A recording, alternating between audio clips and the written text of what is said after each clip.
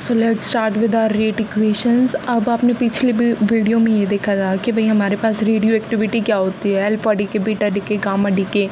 अब वो डीके करने के बाद मतलब किस रेट से वो डीके कर रहे हैं वो रेट इक्वेशन लिखते हैं अब। ठीक है, सबसे पहले देखो कोई भी हमारे पास, सबसे पहले हम लेंगे सिंगल रेट डीके। ठीक है, यानी कि एक अनस्टेबल न्यूक्लियाई है एक्स, मान लो हमारे पास अनस्टेबल न्यूक्लियाई है एक्स, वो उसने रेडियो एक्टिविटी के थ्रू वो डीके हो गया भाई हमारे पास वाई में। ठीक है, ये है unstable nuclei, this is our stable nuclei. ठीक है, अब time t is equals to 0 पे, तब हमारे पास time t is equals to 0 है। मान लो कि कोई जो न्यूक्लियाई है वो हमारे पास है n0। ठीक है, न्यूक्लियाई इन द सेंस इसके अंदर न्यूक्लियॉन्स है n0। ठीक है, अब और स्टार्टिंग में time t is equals to 0 पे ये डीके तो कर नहीं रहा, तो यानी y की वैल्यू क्या है हमारे पास 0। ठीक है, फिर हमारे पास क्या हुआ, time t is equals to t पे, यानी कुछ टाइम के बाद इसने जो ये रेडियो एक्टिव ये जो न्यूक्लियाई है, अनस्टेबल न्यूक्लियाई है, इसने रेडियो एक्टिविटी करना स्टार्ट कर दिया, ये डीके हो रहा है। ठीक है, कुछ टाइम के t के बाद इसके अंदर हमारे पास कितने न्यूक्लियॉन्स से बचे गए न्यूक्लियस के अंदर, डेट इज़ n। ठीक है, तो फिर अगर ये घटा है तो ऑटोमेटिकली y का बढ़ेगा, यानी कि y की वैल्यू कितनी हो जाएगी हमारे पास, that is n0 minus n। ठीक है, टोटल n0 थे, n इसके पास अभी भी है, तो यहाँ कितने आए n0 माइनस n।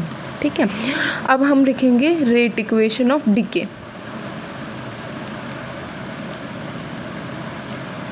ठीक है, वो क्या अब फ़िलहाल टाइम t पे लिखेंगे, टाइम t पे लिखेंगे तो टाइम t पे x के अंदर कितने न्यूक्लियॉन्स हैं n। ठीक है, यानी कि अब हमारे पास डीके किसका होगा, n न्यूक्लियॉन्स का होगा। ये n न्यूक्लियॉन्स जाएंगे ना, टूटेंगे ना हमारे पास, तो लिखेंगे हम dn बाय में dt। ठीक है, कितना आप देखो कितना डीके होगा वो हमारे पास डिपेंड करेगा कि भाई इसके अंदर फ़िलहाल time t is equals to t पे कितने न्यूक्लियॉन्स हैं, इसके अंदर कितने n है, तो ये डायरेक्टली प्रोपोर्शनल हो जाएगा n के इक्वल, n के। ठीक है, और एक बात और, जैसे जैसे हमारा टाइम बढ़ रहा है वैसे वैसे हमारे पास न्यूक्लियॉन्स है वो कम हो रहे हैं, तो फिर कम होने की वजह से हम एक नेगेटिव साइन वो दिखाएंगे। ये नेगेटिव साइन क्या है हमारे पास कि भाई ये डीके हो रहा है इसके अंदर। ठीक है, तो फिर इसको तब हम सॉल्व करेंगे तो क्या आ जाएगा, dn by dt is equals to minus lambda into में n। ठीक है, ये प्रोपोर्शनैलिटी कांस्टेंट हो गया और ये नेगेटिव साइन इधर आ गया, तो हमारे पास ये क्या बन गई, एक इक्वेशन बन गई। अब इससे हमें फाइंड आउट करनी है कि भाई हमारे पास जो n है, n की वैल्यू क्या है, यानी कि टाइम t पे हमारे पास कितने न्यूक्लियॉन्स बचे हुए हैं, वो हम फाइंड आउट करेंगे इस इक्वेशन से। सो लेट्स सी, देखो पीछे हमारे पास इक्वेशन क्या थी, that is dn by dt is equals to minus lambda into में n। ठीक है, ये इक्वेशन थी। अब इसमें से क्या करेंगे, जो ये n है उसको इधर ले आएंगे डिनोमिनेटर में और ये dt उधर चला जाएगा, यानी कि dn by n is equals to minus lambda into में dt। ठीक है, अब इसको इंटीग्रेट कर देंगे, इंटीग्रेट कहाँ से कहाँ तक करेंगे, लिमिट क्या हो जाएगी, तो अब देखो इसमें हमें क्या लिमिट पुट करनी है। स्टार्टिंग में time t is equals to 0 time पे हमारे पास न्यूक्लियॉन्स की वैल्यू कितनी थी, n0। ठीक है, यहाँ n0 आ जाएगी। अब फिर time t is equals to t पे हमारे पास जो न्यूक्लियॉन्स की वैल्यू वो कितनी है, n। ठीक है, तो n इसमें लिमिट पुट हो जाएगी।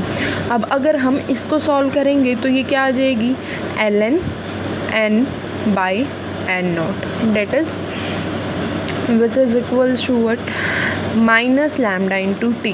अब हम क्या करेंगे, एंटी लॉग ले लेंगे दोनों साइड एंटी लॉग लेने से क्या बन जाएगा, n upon n0 is equals to e की power minus lambda into t, ये बन जाएगी।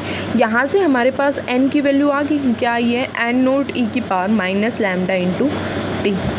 ठीक है, अब ये जो वैल्यू है ये हमारे पास n क्या आ गए, हमारे पास न्यूक्लियॉन्स आ गए जो कि बचे हुए हैं टाइम t के बाद। ठीक है, इसको हम बोलेंगे नंबर ऑफ न्यूक्लियॉन्स। अब क्या है हमारे पास कि भाई जो ये न्यूक्लियॉन्स है ये हमारे पास डीके हो रहे हैं, किस एक्सपोनेंशियली डीके हो रहे हैं ये। ठीक है, अगर हम इसका ग्राफ बनाएंगे तो हमारे पास क्या ग्राफ बनेगा,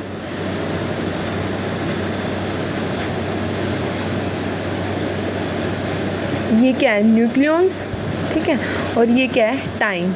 अब स्टार्टिंग में हमारे पास कितने न्यूक्लियॉन्स थे, N0, ठीक है, और टाइम क्या था, मतलब टाइम तो यहाँ ओरिजिन से स्टार्ट होगा, 0 से। तो स्टार्टिंग में हमारे पास N0 न्यूक्लियॉन्स थे। Time t is equals to 0 पे अगर ये एक्सपोनेंशियली डिके हो रहे हैं तो फिर हमारे पास कुछ ग्राफ ऐसा बनेगा।